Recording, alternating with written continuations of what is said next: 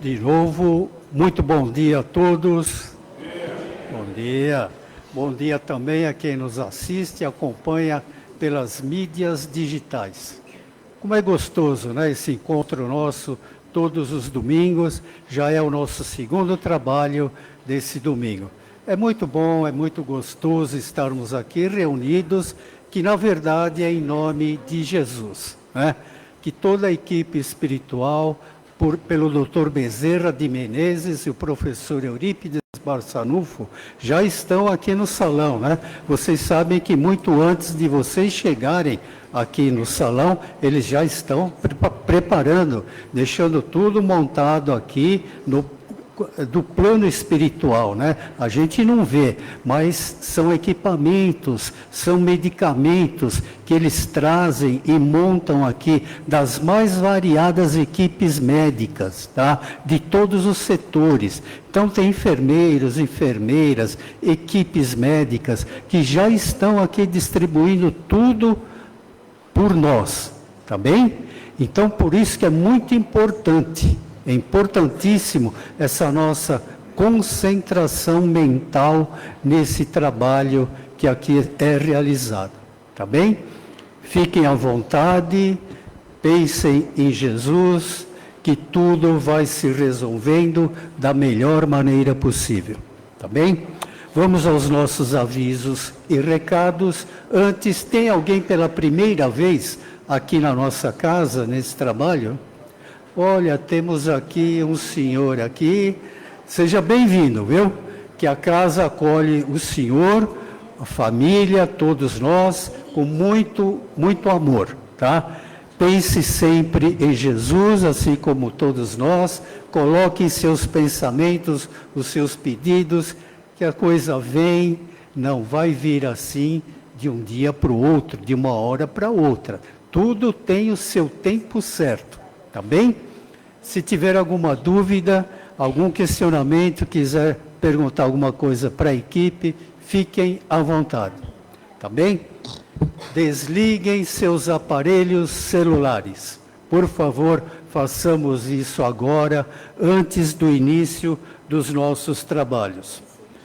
Nós vamos ter um almoço à italiana no dia 22 agora desse mês de março. Das 12 às 17 horas, um domingo.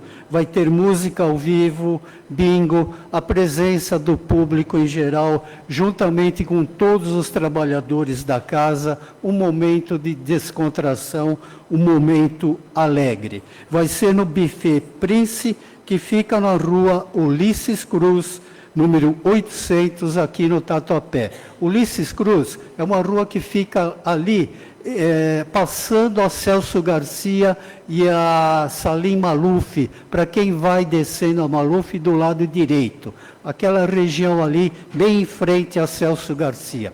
Então está aqui no bairro, né? Vamos nos preparando para esse encontro, dia 22 de março. O Paz e Amor em Jesus está solicitando um pediatra ou uma pediatra para vir voluntariamente nos ajudar um sábado sim por mês, um sábado por mês, das 9h30 às 11 horas, que vai participar da equipe da evangelização infantil aos sábados. Quem puder nos ajudar e quem puder indicar alguém para nos ajudar, procure, por favor, informações na nossa livraria. Lembrem, nós vamos estar falando isso com vocês todos os domingos. A partir do dia 5 de abril, esse nosso segundo trabalho não vai mais ser às 9h15. A partir do dia 5, começará às 9 horas. Das 9 às 9h45. Coloquem isso em suas agendas para vocês não esquecerem. Muito bem, os trabalhos de hoje vão transcorrer da seguinte maneira. A leitura da mensagem com o Eduardo, a leitura do Evangelho segundo o Espiritismo com o João Luiz, a prece inicial com a Cíntia, as vibrações gerais dos passes e das águas com a Marina. a prece de encerramento com a Lúcia. E hoje nós temos a divulgação do livro doutrinário. Todo primeiro domingo do mês, nós vamos fazer a divulgação de um livro doutrinário a pedido da diretoria de doutrina. O livro de hoje é E a Vida Continua. Quem vai ministrar para nós a divulgação do livro é o nosso querido amigo da equipe, Francisco Deiana. Um bom trabalho a todos nós, que Jesus nos abençoe. Bom dia, bom domingo a todos. A leitura da mensagem de hoje é do livro E a Vida Continua, pelo Espírito de André Luiz, psicografado por Francisco Cândido Xavier.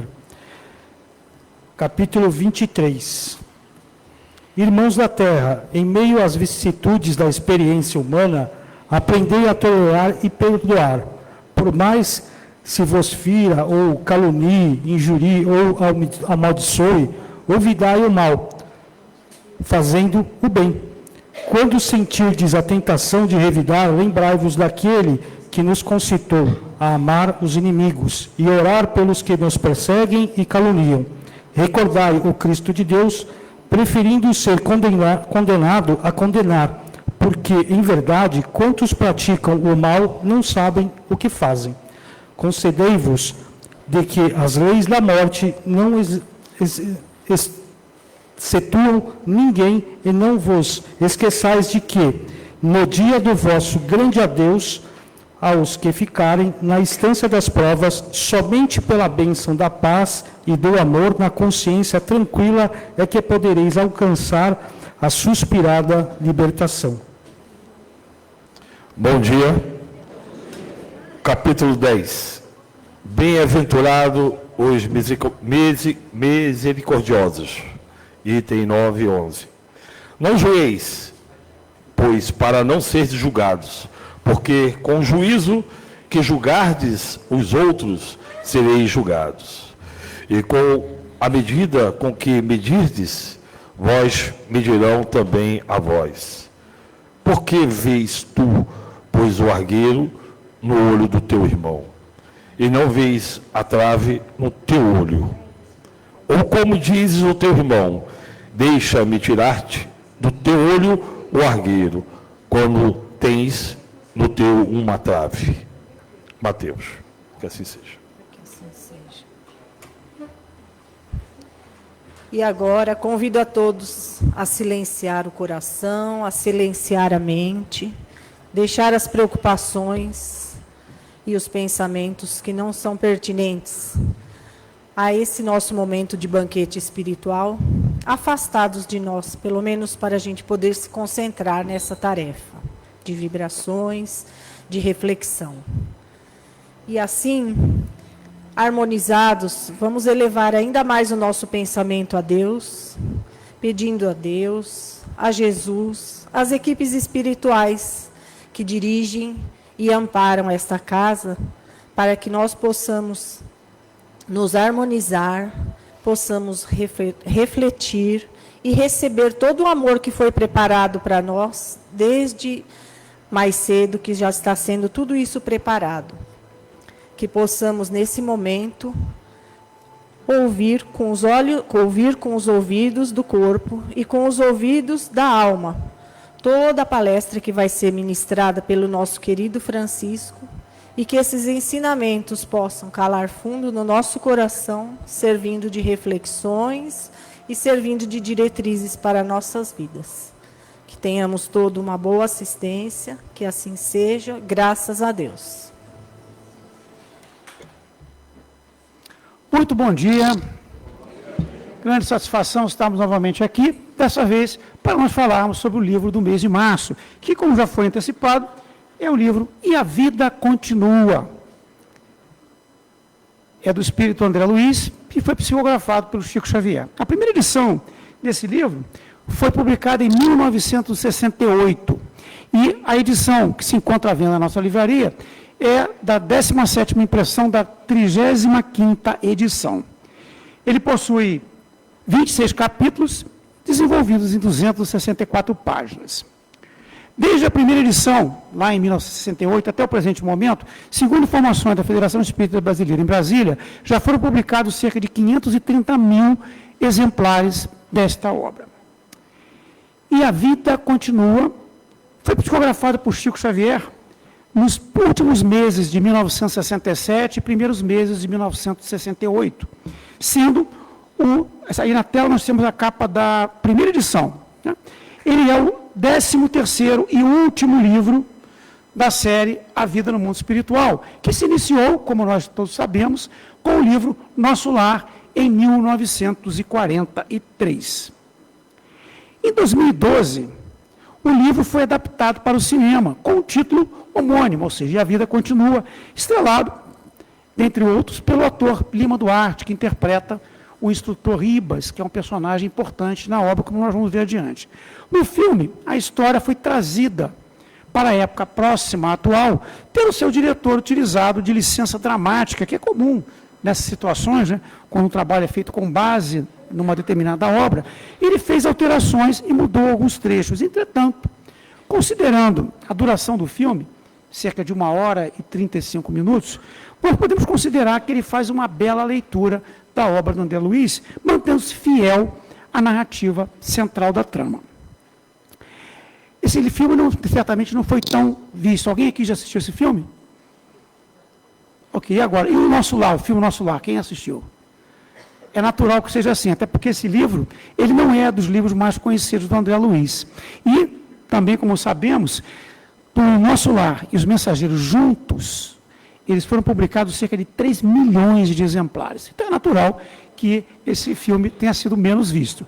E alerto, assistir o filme é legal, mas não substitui a leitura do nosso livro, né? Bom, uma das características dos livros de André Luiz é a forma como eles são organizados. São sempre muito didáticos e os capítulos escrevem exemplos que sempre permitem deles retirar importantes ensinamentos em torno do tema que é abordado na obra. Esse livro não é diferente. No prefácio da obra, Emmanuel destaca que, neste volume, em matéria de vida pós-mortem, ele, no caso André Luiz, expõe notícias diferentes daquelas que ele próprio colheu no Nosso Lar. Com quantas figuras autênticas, com quantas personagens da história aqui relacionadas, todas elas figuras autênticas, cujos nomes foram naturalmente modificados para não ferir corações amigos na Terra, tenho tido, como já dissemos, experiências muito diversas daquelas que caracterizam as trilhas do próprio André Luiz em seus primeiros tempos na espiritualidade. É justo considerar que os graus de conhecimento e responsabilidade variam ao infinito. E ele continua: reafirmamos tão somente que ainda que encontraremos, depois da grande renovação, o retrato espiritual de nós mesmos, com as situações que forjamos e apremiar-nos pelo bem que produzam ou exigir-nos corrigindo pelo mal que estabeleçam. Surpreenderemos em suas páginas muitos pedaços de nossa própria história, no tempo e no espaço, a solicitarmos meditação e autoexame, aprendendo que a vida continua, plena de esperança e trabalho, progresso e realização em todos os distritos da vida cósmica, ajustadas às leis de Deus. Neste livro, e aqui nós temos a capinha da edição de 1987, que é uma versão pequenininha, pequena em tamanho, né? A obra é a mesma.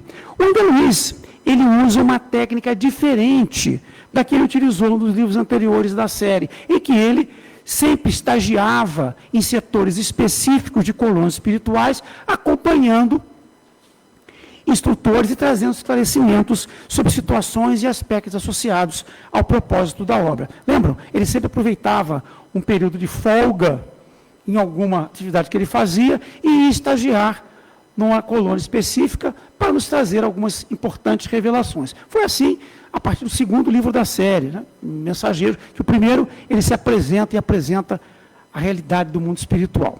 Muito bem, dessa vez, ele é o narrador do romance, que é passado na Terra e na espiritualidade, como ele sempre é diferente do papel que ele adotava.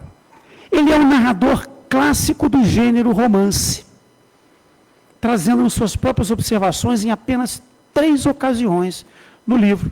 Uma delas foi lida pelo Eduardo no começo do nosso trabalho. Bem, o André nos traz importantes ensinamentos relacionados ao pós-mortem, como menciona Emmanuel no prefácio, destacando que só pela vida depois da morte é que nós conseguimos desfazer os enganos terríveis que nós acalentamos na existência terrena. Retratando o quão diverso pode ser o despertar no mundo maior, ele nos mostra como a vivência dos habitantes do plano espiritual está relacionada com a sua condição mental, além de nos ensinar a importância da prática da reforma íntima, na certeza de que a vida continua após a morte física, permitindo que cada um de nós seja capaz de traçar nossas diretrizes para a sua própria conduta. E aqui nós sempre relembramos o que é reforma íntima. Aqueles que conosco convivem vão lembrar que eu sempre menciono isso. Né? Temos ali a nossa querida Denise acenando com a cabeça. Né? Reforma íntima, gente, conceitualmente, é um processo de autoconhecimento com o objetivo de nós identificarmos defeitos morais e transformarmos esses defeitos em virtudes. Simples, não é, Tatiana? É muito simples. Ele é um processo absolutamente pessoal, ou seja, ninguém pode fazer por nós, e vem sempre de dentro para fora. Bem, então, continuando aqui o texto, enquanto estejamos em desequilíbrio após a desencarnação, desequilíbrio que é sempre agravado pela nossa inconformidade ou rebeldia, orgulho, desespero, ameaçando a segurança dos outros, permaneceremos compreensivelmente internados ou segregados em faixas de espaço, junto de quantos evidenciem perturbações ou conflitos semelhantes aos nossos, à maneira de doentes mentais afastados do convívio doméstico para o justo tratamento. Aqui esse texto já é um texto do instrutor Ribas, que, como dissemos, é um dos personagens centrais desse trabalho. Bem, em nossa degustação, como nós costumamos dizer ao apresentarmos livros, para melhor compreensão, nós vamos recorrer às cenas do projeto Imagem, do Américo Sucena, que é um belo projeto que se propõe a ilustrar passagens de diversas obras espirituais de relevância e que facilitam muito a exposição sobre esses trabalhos. Nós enfatizamos, contudo, que as cenas que nós vamos apresentar, elas não são reais. Elas apenas retratam a forma como o desenhista interpretou a cena que é descrita no livro, obviamente com a supervisão do Américo Sucena. Na complexa, esse livro, desculpe-me, nos traz as histórias de Ernesto Fantini e Evelina Serpa. Eram indivíduos residentes aqui na cidade de São Paulo e que padeciam de uma mesma doença. No caso, era um tumor nas glândulas suprarrenais que se conhecem em uma cidade, uma estância de repouso na cidade mineira de Poços de Caldas, às vésperas de serem submetidos a cirurgias de alto risco. Ele era um homem maduro, de negócios, livre pensador, e ela era uma jovem de 26 anos, fervorosa esposa católica. Na complexa trama, que pela cronologia dos acontecimentos apresentados no livro se situa entre o final dos anos 1950 e o começo da década de 1960, vamos encontrar outros personagens ligados aos protagonistas, em torno dos quais a história vai se desenvolver. Então, vamos encontrar o Caio Serpa, que era o marido da Evelina, o Túlio Mancini, que era um ex-noivo da Evelina, suicida aos olhos humanos. Vamos encontrar Elise Vera Celina, que era a esposa e a filha do Ernesto Fantini, a Brígida e o Amâncio, ela mãe da Evelina, e o Amâncio padrasto dela, e o Desidério, que era o pai da Evelina. Nos 3 primeiros capítulos, os protagonistas até então desconhecidos se apresentam e trocam ideias sobre seus problemas, sobre a importância da crença religiosa, sobre a morte, sobre a vida após a morte. Evelina Serpa era uma jovem casada com o advogado Caio Serpa havia 6 anos. No segundo ano do casamento, ela é obrigada a realizar um aborto por recomendações médicas para evitar um mal maior, por conta da doença que já se instalava. Ela ficou órfã de pai aos 2 anos, tendo sua mãe se casado novamente, ele proporcionado um padrasto atencioso e amigo. No caso, era o Amâncio. O marido, antes amoroso e carinhoso, após o aborto e com o desenvolvimento da doença, ele se transforma em simples amigo cortês, sem maior interesse afetivo, buscando a atenção de uma jovem fora do casamento. Evelina sabia que estava gravemente enferma. Contudo, ela nutria esperanças de cura e restabelecimento após a cirurgia para a retirada do tumor, quando julgava que tornaria a ter as atenções do marido. Ernesto Fantini era casado com uma filha moça, vivia tomado de dúvidas quanto ao destino do ser, considerando-se, em suas próprias palavras, um pensador, um procurador da verdade, um livre atirador no campo das ideias, tendo inclusive buscado explicações para suas dúvidas na doutrina espírita, em que ele ainda tinha muito pouco conhecimento. Eles se despedem sem indicarem o futuro paradeiro de cada um. Evelina, na sua crença religiosa e na sua inocência, ela assinala que se a morte viesse, a amizade dos dois ali construídas em outro mundo ficaria também subordinada aos desígnios da providência. E, sem o saber, ela não estava errada. Entretanto, apesar de iludida com prognósticos favoráveis que o marido piedosamente lhe apresentava, unicamente para fazê-la sentir-se melhor, o médico da família, tanto quanto o cirurgião, nada garantiu, além de uma cirurgia exploratória, com reduzidas esperanças de êxito, considerando já os focos secundários, as metástases e tumores que poderiam reincidir após a operação. E aqui nós vamos abrir um parênteses. Com base no que hoje nós vivenciamos no tratamento do câncer, a despeito de toda a tecnologia e desenvolvimento na ciência, a gente consegue imaginar o quão delicado e complicado era esse tratamento há cerca de 60 anos atrás. E assim foi. Cerca de um mês após a cirurgia, Evelina desencarna, despertando em um quarto espaçoso e claro de instituição hospitalar do plano espiritual, sem entender exatamente o que havia lhe ocorrido, julgando-se em pleno restabelecimento. No entanto, ela estranhava a ausência dos familiares e ainda a impossibilidade de se comunicar com esses familiares. Dias depois, para sua surpresa, ela reencontra quem? Desculpe. O Ernesto. E os dois passam a vivenciar, então, um lento processo de adaptação ao mundo maior, custando a aceitar que estivessem, de fato, desencarnados, apesar das evidências que lhe vão sendo, pouco a pouco, apresentadas. É comum acontecer isso com quem sai da Terra muito ligado à matéria. A gente encontra um mundo e se acha perfeito, se toca, respira, vê as outras pessoas e custa crer que essa vida, na realidade, prossegue no mundo espiritual. Assim, dias depois, eles assistem a uma edificante palestra sobre as funções da Terra e as sensações de cada um após a morte. E que, na realidade, subrepticiamente, essa palestra tinha como objetivo maior preparar os ouvintes para a aceitação pacífica do novo estado espiritual em que se encontravam. Ao término da palestra, finalmente, os dois concordam em serem recebidos pelo orientador, que lhes vai prestar esclarecimentos adicionais sobre a situação em que se encontravam, ou seja, desencarnados.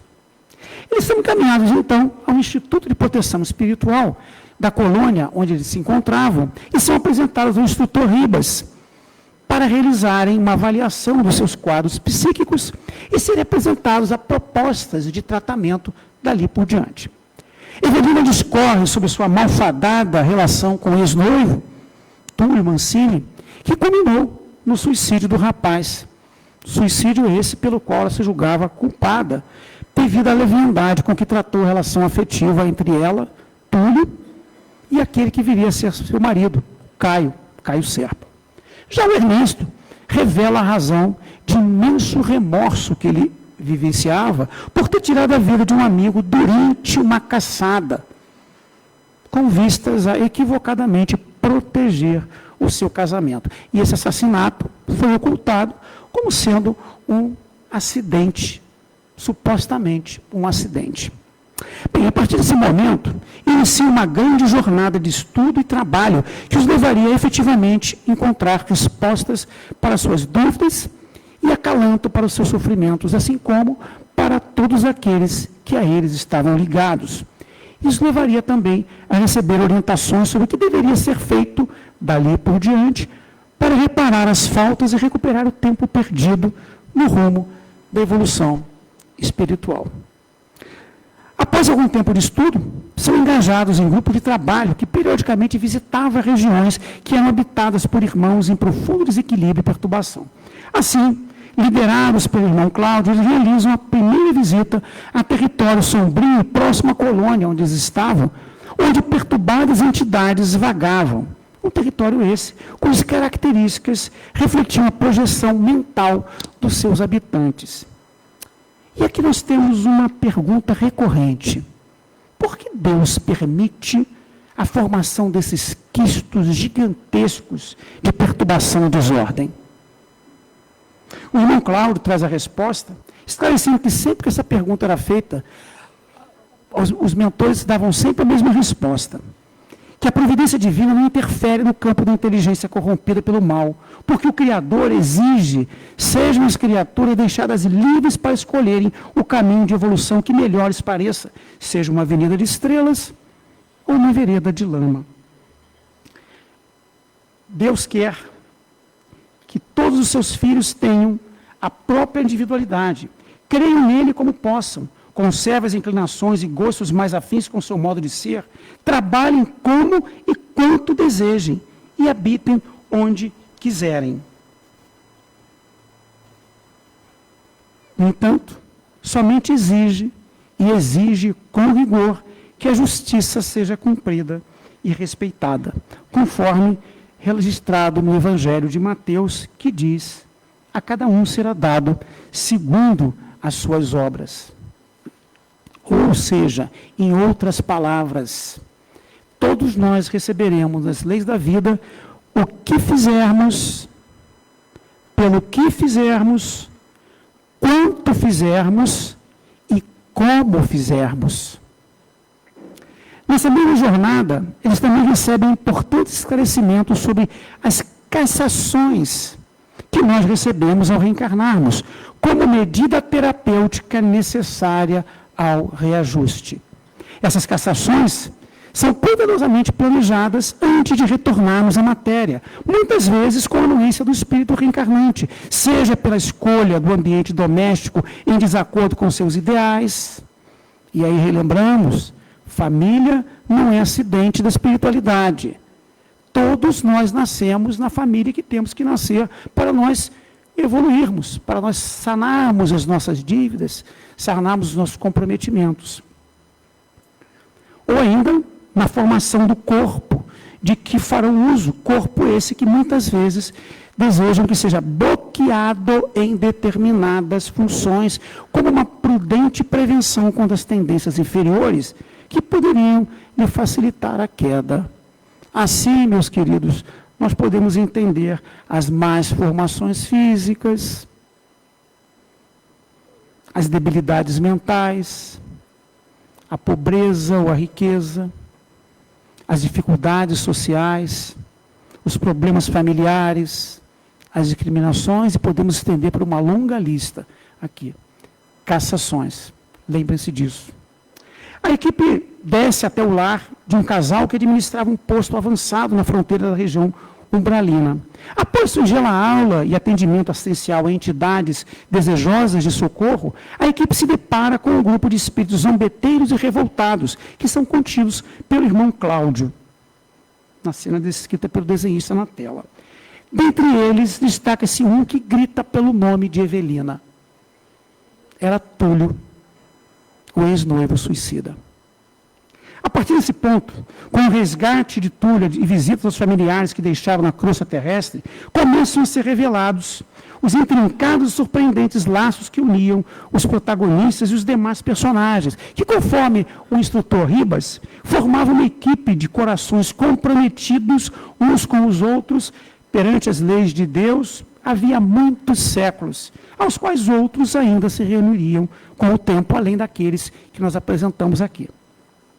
Porém, não anteciparemos o desfecho para não estragarmos o prazer da leitura. Né?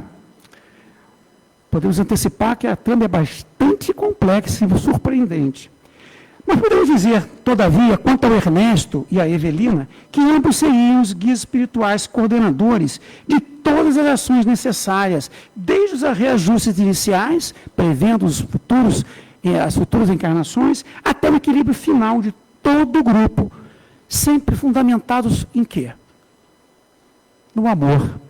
O amor é que fundamenta sempre todas essas atividades. E que eles teriam ainda trabalho para no mínimo 30 anos. E que um serviria de escola para o outro. Meus queridos, muitas lições nós podemos tirar desse processo de conscientização e erros, reajuste de contas, busca de paz e equilíbrio, harmonização e caminhada evolutiva, na vida que continua sempre. Destacamos 3 dessas importantes lições.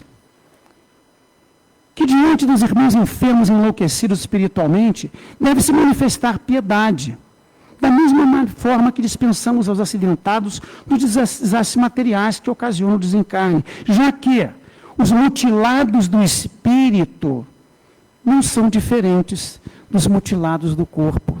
Todos nós nos sensibilizamos muito com o acidente, pessoas que morrem de maneira violenta. Temos piedade por eles. E esquecemos que os mutilados do espírito também merecem a nossa piedade. Que enquanto estamos na Terra, não temos ideia do volume de obrigações que nos espera depois da morte física. No mundo espiritual, idealiza-se a correção, o reajuste, a melhoria e o polimento dessa mesma vida no plano físico. Somos viajores do berço para o túmulo, do túmulo para o berço, renascendo na terra e na espiritualidade, tantas vezes quanto se fizerem precisas, aprendendo, renovando, retificando e progredindo sempre, conforme as leis do universo, até alcançarmos a perfeição, nosso destino comum. Como diz o túmulo de Kardec, nascer, morrer e renascer ainda e progredir sem cessar. Tal é a lei. É a compulsória necessidade de burilamento à vista de débitos contraídos em outras existências que todos nós temos. E que ainda chegamos à Terra com um planejamento que estabelece, em linhas gerais, quanto tempo aqui permaneceremos em uma determinada encarnação. Entretanto, dependendo dos serviços prestados durante a existência e da eventual necessidade de contribuir para o sucesso de outros planejamentos reencarnatórios de personagens que nos estejam ligados, ou ainda para concluir tarefas e importantes obras na seara do Senhor, a espiritualidade maior pode nos conceder uma moratória, prolongando a existência atual. Moratória, lembramos que nós recebemos para termos mais tempo para pagar a dívida. Não é? Divaldo Franco relata que ele teria recebido uma moratória de alguns anos, no caso foram 5 anos, para que ele pudesse concluir o seu trabalho na Mansão do Caminho. E a vida continua. O último livro da série. Ao término da leitura, é difícil conter a emoção de saber que não mais tivemos a pena do simpático repórter André Luiz a nos trazer tanto conhecimento, revelando valiosos detalhes do plano do trabalho de intercâmbio e cooperação entre o plano espiritual e o plano da carne. A principal missão que recebera da espiritualidade maior, 27 anos antes, quando ele se apresentou a Chico Xavier, ou seja, a de revelar a vida no mundo espiritual, estava concluída. Ele ainda nos brindaria com muitos outros trabalhos de elevado conteúdo evangélico e portadores de muito conforto e acalanto.